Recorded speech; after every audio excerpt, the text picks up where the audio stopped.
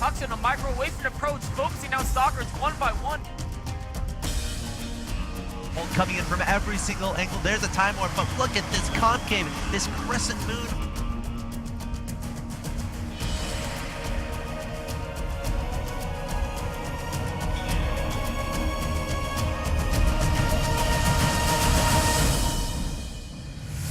But the fight, this is what's gonna happen now. The supply goes in Huck's favor. He's just gonna barrel through, take out whatever. So much pile here coming forth. Looking like Dusty is going to take it here. Dancing the roaches a little bit. Scarlet. Now the Hydras are exposed. Those units are going to die, and it's only going to make that much of a difference. GG.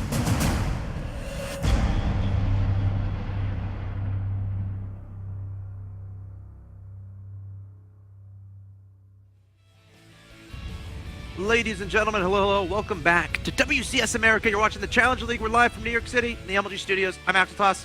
I'm joined by Axslav, aka Nick Ranish. Not sure which you prefer.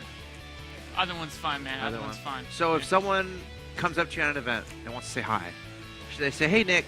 Or should they say, hey, Axslav? Well, you know, if they don't know me, they shouldn't say hey, Nick, because that's kind of creepy. They shouldn't say Nick?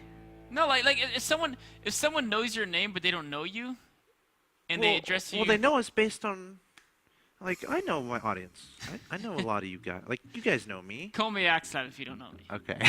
Yeah. If you're from the gamer world. Sure. If you don't know me, if you're like a friend of a friend. That's really interesting. Then you call me Nick. Well, we never really talked about that a lot. Yeah. That's very interesting to consider. By the way, guys, you're watching WCS America Challenger League. We got an awesome group today. I'm really excited. We got 3 Protosses in a Terran. But first, let's talk about what happened yesterday. Yesterday was a lot of fun.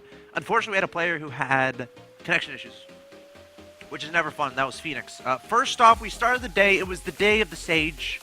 Sage going 2-0 versus Sen, and then 2-0 versus Oz, cementing his spot, cementing his ticket into next season of WCS Premier League. Of course, Sage representing Rude Gaming. Great story there. Able to make it through to Premier League. Awesome story. And like, kind of conversely, or whatever you, inversely, I don't know the proper term, Sen. Not really his day, unfortunately. Went 0-2 versus Sage and then 0-2 versus Oz. So Sen will be in Challenger League next season. Of course, Phoenix had the connection issues after Game 1 versus Oz, so he had to pretty much forfeit the rest of the way because he couldn't really play, which is unfortunate. So Phoenix, unfortunately, will be out of WCS America. Oz was able to get that second spot in the Premier League. So Sage and Oz on to Premier League next season. Congrats to them and their teams. That's right. Of course, today we're on to a new group. Yes. I believe it's Group F. And this is a group that's pretty awesome because you got 3 players from the Americas. In fact, 3 players from the United States, I believe. Minigun, State, and Xenocider, along with a Chinese player, Top. Yeah, Minigun versus Top is going to be starting things off. State, Xenocider. This group is pretty interesting. Like, when you look at it on paper and you're looking at the rest of the Challenger League groups, no one's really going to consider it the group of death. I don't think. No. No offense to these guys, right? But this is the group involving the North American up-and-comers, I want to say. But, you know, that being said, a lot of these guys have some decent results, specifically State. I feel like State gets ignored a lot of the time. He got second in Shoutcraft. Yeah. State is, like, really good. He's, like, really good. If y'all remember Lone Star Clash, the first one, or before the Lone Star Clash kind of got started, there's a Texas Open, like a $3,000 thing, and he got first. State came from California to get first in that, and then, of course, that got him a spot in Lone Star Clash 1. Didn't do as well, but, you know, he has the experience, right? He has the experience traveling around North America, you know, playing in these events, and I'm really excited to see if he can qualify. Of course, you were telling me before the broadcast started, like, Axeltoss, I think State and Minigun are going to be advancing. I do. I think they're, you know, I think they're, both have a very good shot at advancing. I think this is one of the most even groups, though. Top is a very interesting player because Top is a player from China. Most of you guys out there haven't seen too much of his play. He's an extremely micro-based player. If you get into like a Blink Stalker mirror with this guy, that's not a situation you want to be in. This guy is insane micro. Yes. But, I mean, when we, there was an interview of him that TL did, and he said, you know, his focus is really on micro. Sometimes if the game gets a little muddled, it can be a little hard for him to know exactly what to do. PvP, there's so many weird situations. Yeah. We're trying to know when to expand, when to transition to Colossi, when to go to air, when to attack, when to take a third base. It's a very strategically complex match. I think one of the most complex if it gets past the very opening. And that's a situation where I think Minigun and State are both very, very skilled in. And PvP is also interesting in that at any moment, if you have a sentry with 100 energy, right, you can send a hallucinated phoenix across the map and see anything. Yes. Right? Like, what's going to stop hallucinated phoenix? I mean, Unless you have literally 5 stalkers just watching or out. your own phoenix that are real. Sure. Yeah. How many hits does it take to kill a hallucinated phoenix with a real phoenix? 5. You see, you probably just made that up. No, I mean it's 9 and then it's. All right, be divided quiet. by 2, so. No, Nick knows everything. I'm not surprised at all. Yeah, so it's like a map hack almost. Where at any moment, you can scout what your opponent is doing in PvP, and that's not necessarily applicable to other matchups, right? Yes. ZVP, okay, sure you can make an overseer, but it's a little bit slower than hallucinated phoenix. You're probably gonna die. So like that's a really interesting dynamic of PvP, and it introduces a lot of mind games to the matchup, which is actually really fun to watch. As far as like, oh, I scouted 2 Stargates, and then they cancel one of the Stargates and go double robo. Something crazy like that. Things like that happen in PvP. They do. And it's really fun to watch. That's going to be the first match. Todd versus Minigun. Looking forward to that. Excuse me, Top versus Minigun. Of course, Top is on one of the best teams ever. Look at that logo. Guess what team he's on? You know what it is, Nick. I do. You remember. I can't read Think the back. logo. My Think mind back is. big. It's an insanely awesome name. It is. My mind is not. Well, there's a Z on the logo. Does that help at all? I'll help you out. Zenith of Origin. Oh yes, that's what it was. I remember it was an awesome name. Looking at this group, that might be the most. That's why I'm most excited. That's the about best this logo group. by far. It's No, that's an kinda like, amazing logo. It's kind of like a Zoro, but it's got like gold plated. It's Oh, more yeah. like regal. It's like Yeah, there's like a it's historical element to it, like a Game of Thrones feel, right? That's right. It's like if Zoro won, and then he like took over Mexico, that would be his logo.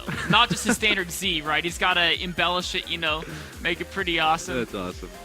Looks like the first map's gonna be Akron Waste. Yeah, both guys telling me to go. I'm just gonna verify that they're ready because they said go, but it could have been like 2 minutes ago, and they might have like gotten their No, fingernail clippers and started The game clipping was just their nails. hosted like 5 seconds ago, man. Oh, that's a good point. So should I just hit start game? I think See, it is. now they're not responding to me. I honestly was literally hosted as you were saying that. What if they're pretty both much. ignoring me?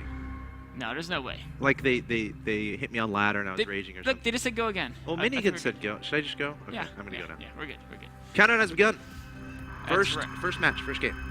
And Akron Waste is unique in that if both players have either sentries or if they get past the sentry stage where they think they can break force fields, but they have Colossi, Right. it's very hard to attack your opponent's third base because the choke points are so tight, and either force fields or if you get past that stage, the AoE of Colossi makes it so difficult to actually crack that choke point. But of course, they both have to develop their economies and armies before you get to that stage. Yeah, I mean, for you people who who may be new to watching StarCraft and maybe you play a lot of The Sims or like Sim City or something like that where it's all about building stuff and like managing your economy and trying to be optimal, this might be the map for you. Because Akron Waste, you can get a natural. You can get a third. They're very comfortably compared to other matchups. Again, this is a map pretty much made for the mid to late game. But it is PvP, so anything can happen, and we'll see what happens. The bottom right-hand location here of Akron Waste in your first game. First match of the night, I present to you your Blue Protoss player, representing Team Root Gaming, hailing from the United States of America, the man of many middle names. He is Minigun. Minigun has a massive fan base, actually personally sponsored by PlanetSide 2, which is super cool. PlanetSide 2 is an awesome game. It is an awesome game. You can catch it every Sunday. Every Sunday, the War Report, 7 p.m. Eastern. PlanetSide 2 will be at the next MLG event as well. They'll have a booth there. All the developers will be there as well. If I want to catch the War Report, Yeah. where do I go? You go to MajorLeagueGaming.com. Sick. It'll be on the front page there at 7 p.m. Eastern. A lot of fun. PlanetSide 2 is a first-person shooter, and it's massively multiplayer online, right? MMO FPS. I'm not making it up. Top left-hand location. Spawning at the top, and his name. Well, I have to say his team name first. His team is Zenith of Origin. Sick team name. He is Top, hailing from China. Trying to join his countrymen. Who was the Chinese player that qualified already? Was it XY? XY, yes. He lost the Huck, but he beat Kapacho. He Correct. qualified. Jim has not yet played. Yeah, I think XY might be it for now. As far as the Chinese players. I think you're right. Max said? Yeah, Max had qualified too. Okay. Yes. XY yes. and Max Max had got first in his group. XY got second in his group. Got it. And up and downs. Okay. So the Chinese players are currently 2 for 2 as far as qualifying. We have not had one drop out. Yes. Because we still have more to come in That's the right. in the Challenger League group stage. It's important to know. But it also, I mean, they didn't qualify the easiest route. They all lost in the bracket. Yes. Like Jim lost to Scarlet, XY lost, I think it was the Muslim, etc. So they've all, it's not like they're cleaning house. Like they've all lost in the first step of Challenger League, Right. But they're still making it through the up and downs. So a little bit more about these guys before this gets too far underway. Axelav, feel free to cut me off if something crazy is happening. Minigun was 3rd in his Premier League round of 32 group. Went 0-2 against Nesty, 2-1 versus Phoenix, and I think everyone might remember that series against Apocalypse. I know I do. He went 1-2, heartbreaking loss for him. Apocalypse, being a ninja, hiding squadrons of units and just attacking when Minigun moves out, and Minigun falling apart each time that happened. Easily a match that Minigun could have won. And now he finds himself here in the Challenger League group stage after losing 1-2 to Ian in the bracket stage. Top, of course, in the Challenger League bracket. Defeated Killer 2-1, defeated Phoenix 2-0 before falling to Apocalypse 0-2. So both these guys have something in common. They lost to Apocalypse, which is actually a little bit... yeah, lost to Apocalypse. It's actually pretty interesting. It is. Both of them fell to the trickery. Apocalypse is a very tricky player. He is, isn't he? He qualified for Premier already. Yes. Okay. Yes, he did. Yes, he did. Okay, he did. Yeah, he did. So we have a little bit of a different builds here. Top going for 3-gate pressure, Minigun going for 2 gates of Stalkers with the Stargate behind it. So if Minigun takes no damage and he trades well, he's going to have a slight tech advantage. But then in PvP, Stargate tech is very interesting because it can play out in so many different ways. You can use it to get an Oracle to harass your opponent's workers. You can get a Void Ray to fight in a battle. You can get Phoenixes for map vision and map control. Looks like he's doing it for the Oracle, but top is pressuring in right now. 3 Stalkers in Mothership Core with 3 Stalkers and a Mothership Core, but 3 Stalkers are about to be warped in for top. Yep, he's got that pylon right at Minigun's natural expansion. I feel like a sentry might be important here for Minigun. He does have one warping in. Adding on another pylon, adding on a zealot. You can cut the Stalkers in half right now. The force field. There's the force field. 3 Stalkers isolated at the top of the ramp here. Nice micro so far from Minigun, chopping away at those Stalkers with the Zealot. Zealot finally falling. He's only lost a single Zealot for 3 Stalkers. And here comes an Oracle to help try to clean things up. More units going to be warped in here from top. The Oracle actually just flying on by. But now we have a lot of Stalkers marching up here from top. Minigun does have energy for 4th on overcharge. So these Stalkers going to have to be pushed away a little bit. And, oh my god, is that a probe?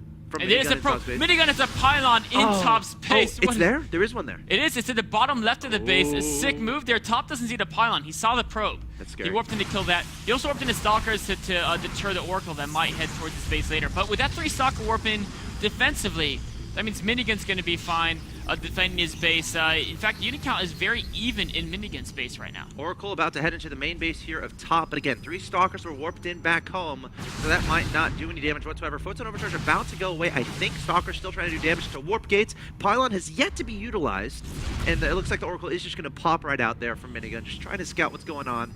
But the Stalkers keep getting warped in here from top.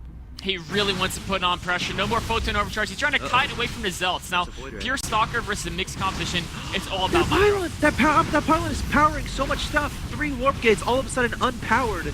2 more pylons going to be added on here desperately here for Minigun. Activating Prismatic Alignment on the Void Rays. Top targeting that for a second. And it gets down to the orange health, but Minigun's going to be fine for now. Taking down this pylon from his opponent. The Void Ray getting targeted down, and it will get taken down. Pieces flying everywhere off the cliff, but Minigun's gonna hold this off, and the force field say you cannot leave, Stalkers. Some great control there by Minigun. Every time top tried to go for the Void Ray, Minigun backed it up, and his Zealots got so many free hits for weren't attacking. That was a battle where, you know, top, who's known for his unit control, was out-controlled there. Minigun just straight out microed him with some amazing control, using the Zealots to zone the Stalkers out. And just trading insanely efficient. I mean, it's just showing his League of Legends training is just really paying off. it's a half joke and it's half serious, guys. It is. It actually is a little bit of both. Hey, can we use this game as proof that League of Legends, that some of the skill does carry over? Maybe? Because that Void Ray control was like controlling one of your heroes with all your minions underneath. That's right. It's actually what it came down to. I can just hear people tweeting at Axeltoss. Axeltoss, stop talking about League of Legends. I'm sorry. No, there's a grain of truth to it, though. I mean, the Voider was the most important unit in that battle. And he can, a nice revelation, but not going to get any probe kills. He's going to keep track of the Stalkers, though, and that might tell him if his opponent is attacking. It's going to tell him if his opponent is expanding. It's also going to tell what his opponent is building in the base Yep. because so many of those buildings are revealed. That's actually a pretty cool move. I wonder if there's a single probe that doesn't have a crown on it. The one's in the gas. Yeah, there's a couple, one or so two. he can gas. peel the one that's in the gas, and yeah, that one right there. And he could build a building with one of those guys. Yep. And then it won't be seen. He is seeing the Chrono Boost in Twilight Council though, so I mean that tells him exactly. Okay, my opponent's getting Blink. What do I do? Well, I expand because I know Blink Stalkers are weak in a straight engagement typically, so I can afford to spend minerals on expansion. And step 2, go for that Robo, get some Immortals, and as long as he has a decent Sentry Zealot Immortal Voider account, he should be in good shape to defend.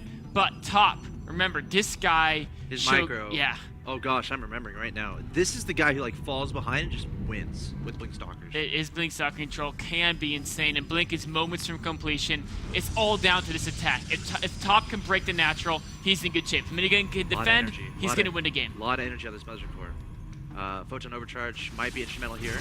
Stalker's poking for. There's a Time Warp from top. A little bit of a wasted one because he wasn't ready yet to engage. His proxy pilot wasn't finished. His unit count was still relatively low. See the multi-prong harassment. Mothership Core is going to provide the vision into the base of Minigun. And let's see how he reacts to this. Pulling some units up. Of course, you got to be careful about sentries. Force fielding, right? Because top can not only force field the main, he can force field into the natural right now. Or, sorry, Blink into the natural and the main from that point. Yes.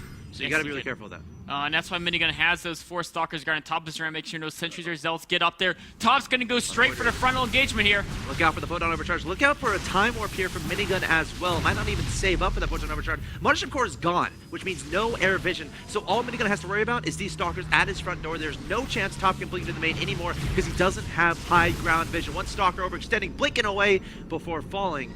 And Minigun again, as time goes along, his smile is getting bigger and bigger and bigger because that means he's getting more and more ahead. This is a situation that's so rough for Top. He realizes Minigun's army is too big. He can't take it in a straight-on engagement. Trying to expand, but some zealots counterattacking from Minigun. Does Top have the resources to warp in defenders? Oh, he's got some own zealots heading back. He just should expend a warp in. I think he just expended a warp in Oh across the no, map. he's trying to fight them with probes. I mean, I guess in a way he has to because he doesn't have weapons available, but every probe is so important in this situation. And now Minigun's moving out, and he's moving out with the main army through the front as well. Minigun looking like a beast in this game, taking down a lot of probes there with those zealots.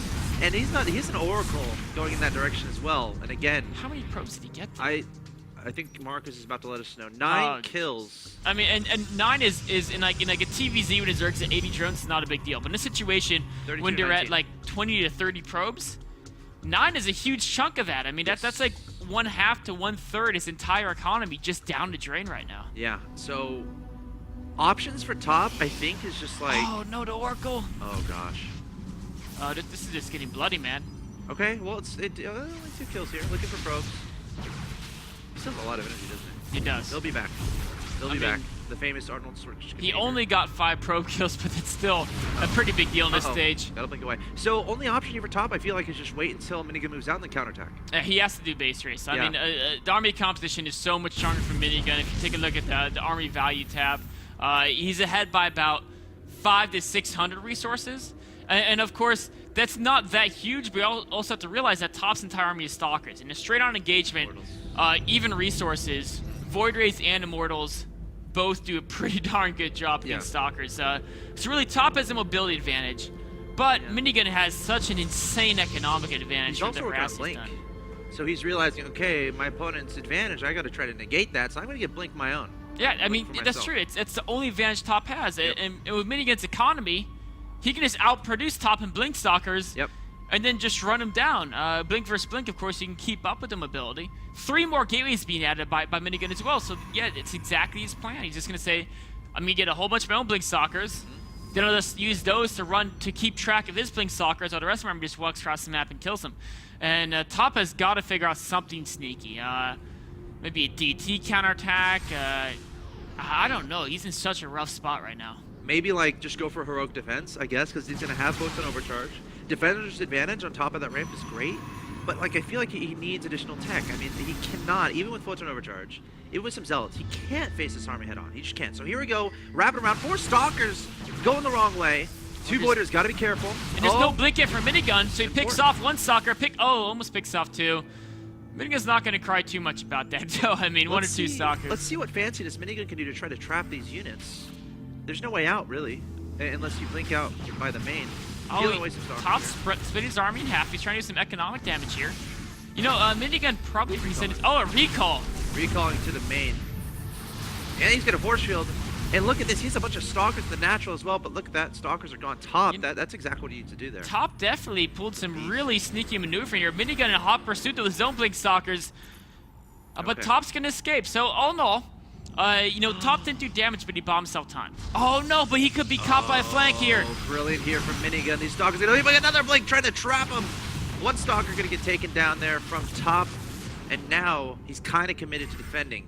Can he make it happen? He's got some force fields available. No massive units, I don't think, here for Minigun. But he doesn't blink, so what's to stop him from just blinking over and flying over with the Void Rays. Coming forward, going to blink back those stalkers. Nice blink micro control here from Minigun. Photon overcharge being deployed on the Nexus there from Top, but... Oh, the Immortals are in now. There's 4 Immortals here. Those things pack a heavy punch. And the force field's going to have to split this perfectly. Time Warp going down here from Minigun. He wants to kill his opponent right here, right now. Force field's going down. The Immortals targeting down Zealots, but the Zealots are about to die. And there's the GG. Minigun taking game 1.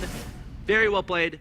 Minigun showing he came to play game number 1. He did. You know, it's just his presence of mind throughout the opening was so good. Like, he knew exactly, okay, Oracle throwing a counterattack, off the warping units to defend, and then his defense there. When it came down to his Void Ray, look at this. Top has so many more Stalkers. Yeah. But as they engage, when he goes for the Void Ray, the thing that a lot of people don't realize is Zealots do insane damage output. Each Zealot does 12 damage per second, whereas a Stalker only does like 6 2/3 the light. So these Zealots are just tearing up the Stalkers. Look at that. He lost like 3-4 Stalkers there. A lot of it was because it had Zealot damage. He wasn't kiting against the Zealots, and kiting against the Zealots is the most important micro aspect. Takes out the Void Ray, but again, losing every single Stalker in the process. Force field goes down. Can't leave Stalkers. Very nice control there from Minigun. That was pretty much the deciding moment. It was. I mean, he was ahead from there on out. Oh, absolutely. Absolutely. Minigun played a great game 1. Can he keep it up in this best of 3? This first match of the night, guys. Minigun versus Top. Stay tuned. Game 2 on the way.